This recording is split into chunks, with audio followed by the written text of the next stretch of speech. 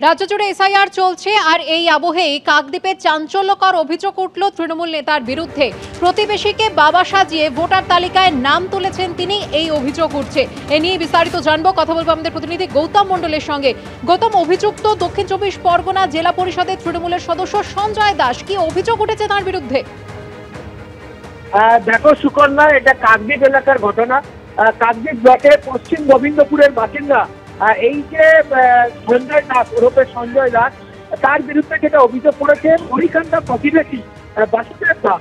তার যেটা অভিযোগ যে 2002 সালে যে ভোটার তালিকা প্রকাশ হয়েছে, সেখানে তিনি দেখতে পাচ্ছেন যে এই যে সঞ্জয় দাস, তিনি বাসুদেব দাস তার নাম ব্যবহার করে ভোটার তালিকায় নাম তুলেছেন। যেন তিনি অভিযোগ করলেন এই সঞ্জয় দাস তিনি আদতে বাংলাদেশের বাসিন্দা।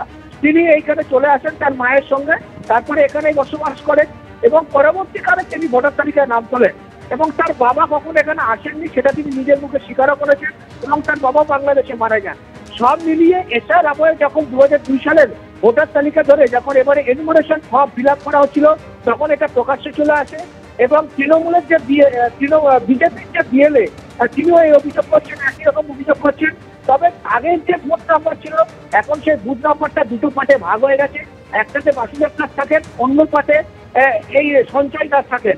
তবে সঞ্জয় দাস তার সমস্ত অভিযোগ অস্বীকার করেছেন। তিনি স্বীকার করেছেন যে হ্যাঁ, তার বাবার নামও বাসুদেব দাস, তবে তিনি কখনো এই রাজ্যে আসেননি বা এদেশে আসেননি। সব মিলিয়ে এই ঘটনায় বাসুদেব দাস তিনি মহকুমা শাসক, কাকদ্বীপের মহকুমা শাসক এবং কাকদ্বীপের ভিডিওর কাছে একটা লিখিত অভিযোগ দায়ের করেছেন এবং একটা তদন্তের দাবি জানিয়েছেন। এই বাসুদেব দাস তিনি এদেশেরই বাসিন্দা এবং এই রাজ্যের দীর্ঘদিনের বাসিন্দা, তারা স্থায়ী বাসিন্দা। তার দুই ছেলে, তারা আশঙ্কা করছেন পরবর্তীকালে কোনো আইনি সমস্যা জটিলতার মধ্যে পড়তে হবে না। তো সব মিলিয়ে বলা যেতে পারে এসআইআর আবহে এই যে প্রতিবেশীকে বাবা সাজিয়ে এবারে অভিযোগের তালিকায় সরাসরি নাম জড়ালো তৃণমূলের জেলা পরিষদের সদস্য সঞ্জয় দাসের নামে। ধন্যবাদ গৌতম। যিনি অভিযোগ করছেন অর্থাৎ বাসুদেব দাস কি বলছেন, পাল্টা কি বলছেন অভিযুক্ত সঞ্জয় দাস, শুনুন। সঞ্জয় দাস আমার কেউ হয়নি। আমরা মেদিনীপুরের লোক, আমাদের 4টে ঠাকুরদা আছে, আমরা সেখান থেকে এসেছি। আমাদের মূল্য জায়গা জমি এসব, হ্যাঁ, ওনাকে আমি চিনিনি। উনি হচ্ছে বাংলাদেশের লোক, ওনার বাপ মা কেউ নেই এবং উনি এখানে বছর 14 মতো এখানে এসছে। আমাদের এইটা হচ্ছে পূর্ব গোবিন্দপুরের বুথ, আর ওই পাশটা বাঁধারি পাশটা পশ্চিম গোবিন্দপুর।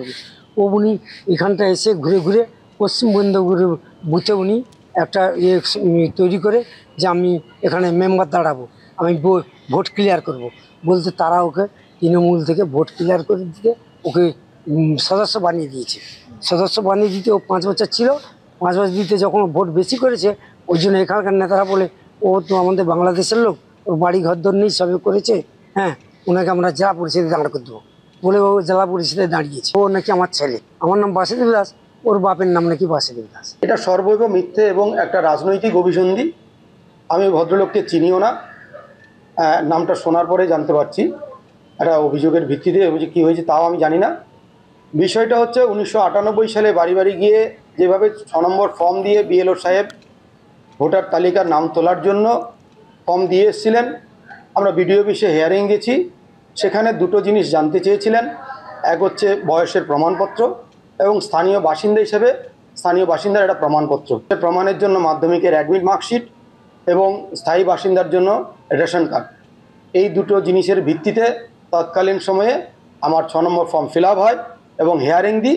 সেই হিয়ারিংয়ের ভিত্তিতে আমার যথারীতি ভোটার তালিকায় নাম ওঠে। ওই সময় কোনো লিঙ্কের প্রয়োজন ছিল বলে আমার মনে জানা নেই। তখন শুধুমাত্র দুটো নথি চেয়েছিল, আমি এখানকার স্থায়ী বাসিন্দা এবং আমার জন্মের প্রমাণপত্র।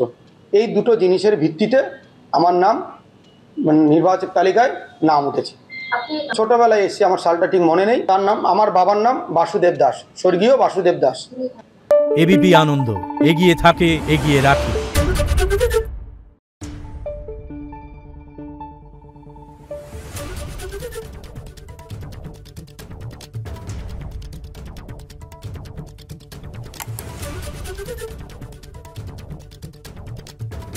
Thank you.